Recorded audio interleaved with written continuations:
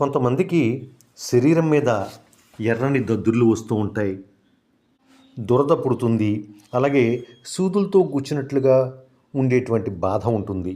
వీటిని హైవ్స్ అని అంటూ ఉంటారు. ఇలా దద్దుర్లు రావటాన్ని అర్టికేరియా అంటారు. కొంతమందిలో ఇది తాత్కాలికంగా సంభవిస్తుంది, కొంతమందిలో దీర్ఘకాలం వేధిస్తూ ఉంటుంది.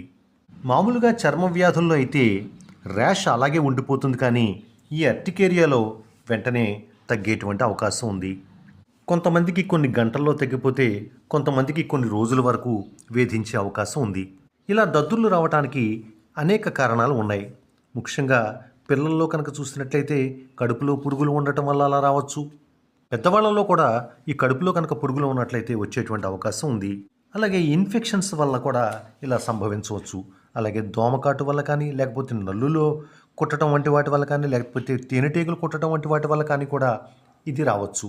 అలాగే మొక్కలని తాకిన, లేకపోతే పుప్పొడి, పూలు ఇటువంటి వాటిని టచ్ చేసినా కూడా ఇది రావచ్చు. మందులు పడకపోవడం వల్ల కూడా ఈ దద్దుర్లు వస్తాయి. అలాగే సౌందర్యానికి వాడేటువంటి క్రీములు పడకపోయినా, లేకపోతే సౌందర్య సాధనాలు పడకపోయినా ఇలా రావచ్చు.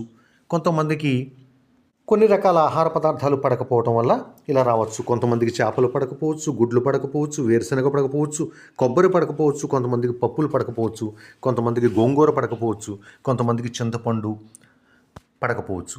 అలాగే వంటకి వాడేటువంటి రకరకాల రంగుల వల్ల కూడా ఇది దద్దుర్లు రావచ్చు. కొంతమందికి వాతావరణంలో మార్పుల వల్ల కూడా వచ్చేటువంటి అవకాశం ఉంది. అలాగే ఎండలో ఎక్కువసేపు ఉన్న వాళ్ళలో కూడా కొంతమందిలో వచ్చేటువంటి అవకాశం ఉంది. మానసిక ఒత్తిడి వల్ల కూడా ఈ దద్దుర్లు రావచ్చు. అలాగే కొన్ని రకాలైనటువంటి దీర్ఘ వ్యాధులతో బాధపడుతున్నటువంటి వాళ్ళలో కూడా ఈ దద్దుర్లు రావచ్చు. ఉదాహరణకి మలేరియా కానీ, కామెర్లు కానీ ఉన్న వాళ్ళలో కూడా వచ్చేటువంటి అవకాశం ఉంది. అలాగే పెంపుడు జంతువుల వల్ల కూడా ఈ సమస్య రావచ్చు. అయితే ఇలా దద్దుర్లు కనుక వచ్చినట్లయితే పడని వాటికి దూరంగా ఉండటం వల్ల మంచి ఫలితాలు ఉంటాయి. అలాగే అశ్రద్ధ చేయకుండా వైద్యుల్ని కలవాలి. ఈ దద్దుర్లు తాత్కాలికంగా ఉన్నా, దీర్ఘకాలంగా వేధిస్తున్నా వైద్యులు మంచి చికిత్సను అందిస్తారు.